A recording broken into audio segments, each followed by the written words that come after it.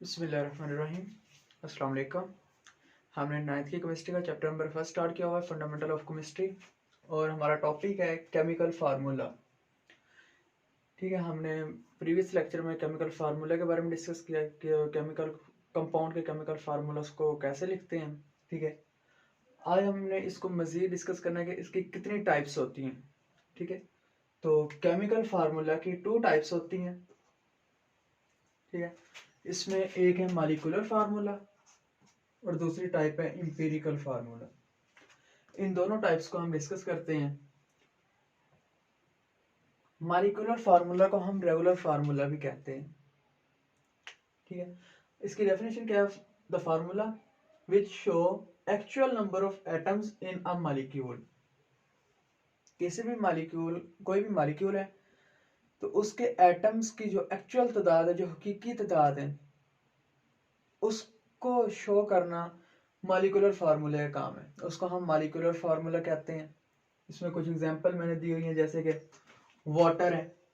ठीक है, वाटर क्या है जी? इसका H2O वाटर, यानी कि इसमें 2 हाइड्रोजन है और 1 ऑक्सीजन है।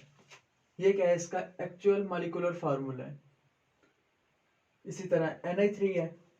Na3 में क्या है जी? Na3 1 नाइट्रोजन है, 3 हाइड्रोजन है। ये मॉलिक्यूलर फार्मूला है, यानी formula which show actual number of atoms in a molecule. या किसी मॉलिक्यूल में जो एटम्स मौजूद है उनके एक्चुअल नंबर को शो करना मॉलिक्यूलर फार्मूला कहलाता है।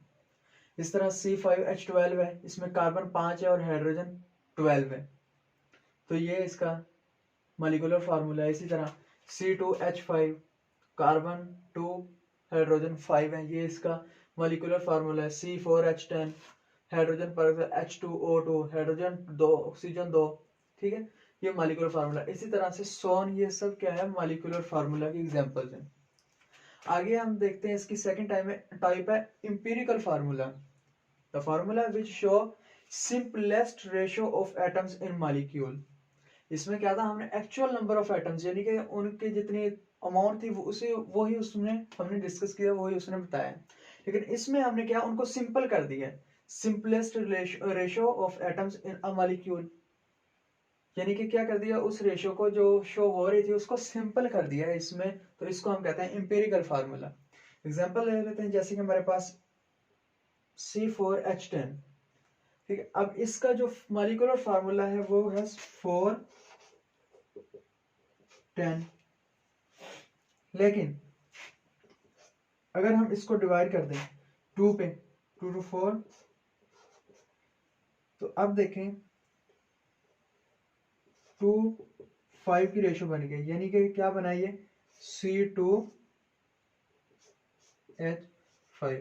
ये हमने इसको सिंपल कर दिया है, ये इसका इंपेरिकल फार्मूला है, यानी इसको हमने सिंपल कर दिया, ये इसका इंपेरिकल फार्मूला है। ठीक है, ये इसका मॉलिक्यूलर फार्मूला था, ये इसका इंपेरिकल फार्मूला है। इसी तरह से और एग्जांपल ले लेते हैं हम, जैसे कि H2O2 है। ठीक है, H2O2 ये क्या है? मॉलिक्यूलर फार्मूला इसमें, एक्चुअली इसके नंबर शो हो रहे हैं, लेकिन HO ये इसका एम्पेरिकल फार्मूला है। ये कैंसिल हो गए दोनों, तो ये सिंपलेस्ट फॉर्म है, ये इसका एम्पेरिकल फार्मूला आ गया। इसी तरह से और एग्जांपल ले लेते हैं, इसमें से C6H6 ये इसका मॉलिक्यूलर फार्मूला है, और जब हम इसको सिंपलेस्ट फॉर्म में लेके आएंगे तो ये CH में कन्वर्ट हो जाएगा। इसी तरह से हम एक और देख लेते हैं एग्जांपल, हमारे पास है C6H12O6। अब इसमें देखते हैं C6H12O6। अब इसमें ये जो फार्मूला है ये मॉलिक्यूलर फार्मूला है। इंपेरिकल फार्मूला इसका क्या होगा? 6/1 6/2 12 6/1 6। ठीक, तो CH2O। ठीक है, ये इसका इंपेरिकल फार्मूला है, यानी ये हम इसको क्या करेंगे? सिंपलेस्ट फॉर्म में ले आएंगे। तो इस तरह ये कुछ एग्जांपल थी जो एम्पिरिकल फार्मूला की थी, यानी कि इसमें मॉलिक्यूलर फार्मूले में एक्चुअल नंबर ऑफ एटम्स को शो किया जाता है, लेकिन एम्पिरिकल फार्मूले में हम उन्हीं एटम्स को जो एक्चुअल नंबर होता है उसको सिंपलेस्ट रेशो में ले आते हैं, उसको हम एम्पिरिकल फार्मूला कहते हैं। अच्छा, इनके अलावा कुछ ऐसे एटम्स भी होते हैं, वो भी डिस्कस कर लेते हैं।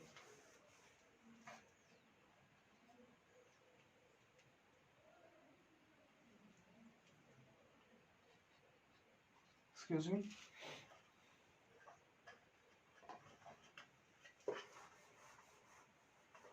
जी, अब इनमें कुछ ऐसे एटम्स भी हैं जो कि एम्पिरिकल भी वही है और मॉलिक्यूलर भी वही, उनका एम्पिरिकल फार्मूला भी वही है और मॉलिक्यूलर फार्मूला भी वही है। यानी इनमें देखे थे यहाँ कौन से हैं। अच्छा, कुछ इनमें एटम्स ऐसे हैं जिनका मॉलिक्यूलर फार्मूला भी वही है और एम्पिरिकल फार्मूला भी वही है, यानी कि दोनों सेम है। कौन कौन से देख लेते हैं, जैसे कि हमारे पास है H2O। H2O को देख लेते हैं। वो ये तो हो गया इसका मॉलिक्यूलर फार्मूला। अब ये एम्पिरिकल फार्मूला में चेंज नहीं हो सकता क्योंकि इसके साथ एक है तो कट ऑफ नहीं होंगे, तो इसलिए इसका एम्पिरिकल फार्मूला भी यही है। इस तरह से हमारे पास एक और है NH3। अब ये इसका मॉलिक्यूलर फार्मूला है, एम्पिरिकल फार्मूला इसका नहीं बन सकता, ये कट ऑफ नहीं होगा, इसलिए इसका एम्पिरिकल फार्मूला भी यही है। इसी तरह से और देख लेते हैं, हमारे पास C5H12।